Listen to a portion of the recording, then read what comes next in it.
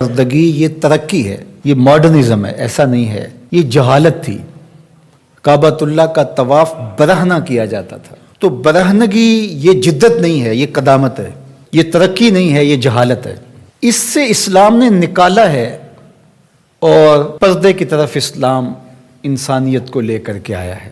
کان رسول اللہ صلی اللہ علیہ وآلہ وسلم اشد حیاء من اظراف خدرہا، کمواری لڑکی پردے میں لپٹی ہوئی جس طرح حیادار ہوتی ہے، حضور اس سے بھی زیادہ حیادار تھے۔ تو یہ ہمارا دین ہے، لیکن مغرب اور لادینی قوتیں جانتی ہیں کہ پردہ اسلام کا شعار ہے، اور انہوں نے پہلے اس کو کمزور اس طرح کیا جس طرح ایک رواج کسی نے کہا، بعض بڑے بڑے چینلز کے اوپر بیٹھ کے نام نہاد مفکرین کہتے ہیں یہ عرب کلچر تھا۔ عرب کلچر تو برہنگی تھا، عرب کلچر تو برہنہ طواف کرنے کا تھا، گھروں پہ جھنڈے بدکار خواتین کے چھتوں کے اوپر عرب میں لگتے تھے۔ تو یہ پردے کا تصور کلچر نہیں ہے، بلکہ یہ سنت زہرا سلام اللہ علیہا۔ اللہ کے محبوب نے فرمایا ہر دین کی کوئی الگ شناخت ہوتی ہے، الگ پہچان ہوتی ہے، ہر دین کا ایک الگ نشان ہوتا ہے۔ تو اسلام کی وہ خاص چیز، وہ خاص نشان، خاص پہچان پردہ ہے، حیا ہے، اور اگر حیا چلا جائے تو پھر دین بھی چلا جاتا ہے۔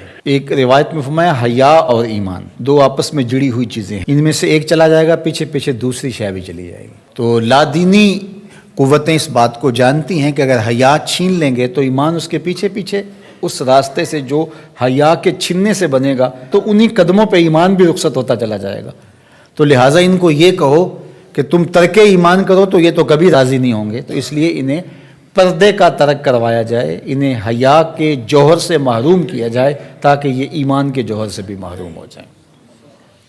تو پھر انہوں نے کئی رنگ تراشے، کبھی کہا کہ نظر کا پردہ ہے، کبھی کہا کہ پردہ تو انسان کے دل میں ہوتا ہے۔ تو مجھے بتاؤ آج کا شخص جو شہوتوں سے لتھڑا ہوا ہے، جہاں شہوات کی گندی ہوائیں چل رہی ہیں، اس ماحول کے اندر اگر کوئی یہ بات کہے تو کتنی عجیب ہے، جس ماحول میں تقدس کی باد صبا چلتی تھی اور وحی اترتی تھی، اور جبریل کو وحی لے کر کے آتے صحابہ نے دیکھا تھا، اور قرآن اترتا تھا، اور قرآن پڑھانے والے سکھانے والے خود صاحب قرآن تھے، وہ صحابہ، ان کو جب پردے کا حکم دیا گیا اور ان کو نظریں نیچی رکھنے کا حکم دیا گیا تو میں اور آپ کون ہوتے ہیں؟ جب ابو بکر و عمر کو کہا گیا کہ نگاہوں کو نیچا رکھنا، جب عثمان و علی سے کہا گیا کہ نگاہوں کو نیچا رکھنا، جب سیدہ عائشہ، حضرت ام سلمہ، حضرت میمونہ، حضرت زینب، سیدہ فاطمہ تو زہرا سے کہا گیا کہ تم اپنے پردے کی حفاظت کرنا، تو مجھے بتائیے اس تقدس ماحول کے اندر بھی جب پردہ کرنے کے لیے مومنوں کی ماؤں کو حکم دیا گیا، اور ابو بکر و عمر، عثمان و علی عشرہ مبشرہ جن کی جنت کی ضمانت بھی رسول اللہ نے دی ہے، تو جب ان کو بھی کہا گیا کہ نگاہوں کو نیچا رکھنا، تو میں اور آپ کس شمار میں ہیں؟ تو یہ ایک نفس کی کہانی ہے جو ہم گھر کے بیٹھ گئے، کہا کوئی بات نہیں جی، پردہ تو دل کا ہوتا ہے۔ بحالت مجبوری خواتین کو گھر سے نکلنا پڑتا ہے، لیکن اس میں بھی اس کو تاکید کی گئی کہ تیرا پردہ کسی صورت کے اندر بھی ختم نہیں ہونا چاہیے۔ میں خراج پیش کرنا چاہتا تھا یہاں ہماری ہمسائیگی کے اندر اس خاتون کو جس نے اللہ اکبر کا نعرہ لگا کر کے بتلایا کہ یہ امت ابھی بھانج نہیں ہوئی، اس امت میں آج بھی بیٹیاں موجود ہیں جو اپنی آبرو پر پہرا دے سکتی ہیں، اور یہ حالات بتاتے ہیں کہ یہ امت مرنے کے لیے نہیں، قیامت تک قائم رہنے کے لیے پیدا ہوئی ہے انشاءاللہ۔ اس دبی ہوئی راکھ میں چنگاریاں موجود ہیں، جو وقت آیا تو شعلہ جوالہ بھی بن جائیں گے انشاءاللہ العزیز۔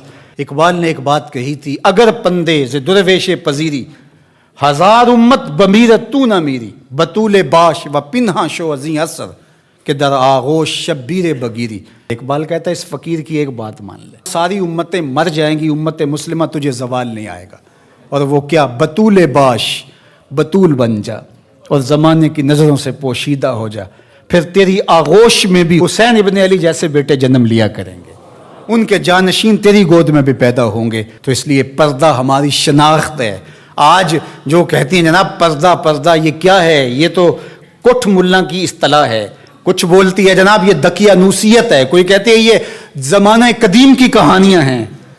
جب قبر میں اتریں گے تو اس وقت مرد کے لیے 3 چادریں، عورت کے لیے اسلام نے پھر بھی 5 چادریں رکھی ہیں اس وقت. اس کا کفن بھی الگ رکھا ہے، اس لیے کہ وہ پردے کی چیز ہے. تو کیا کوئی عورت کہتی ہے کہ مجھے اسکرٹ میں دفن کر دیا جائے، میں بے پردہ قبر میں جانا چاہتی ہوں؟ اس وقت تو سب کہتے ہیں تنیاں بھی باندھ دی جائیں، اس وقت محارم قریب آ جائے جو لحد میں اتاریں. تو اگر زندگی کے بعد بھی پردے میں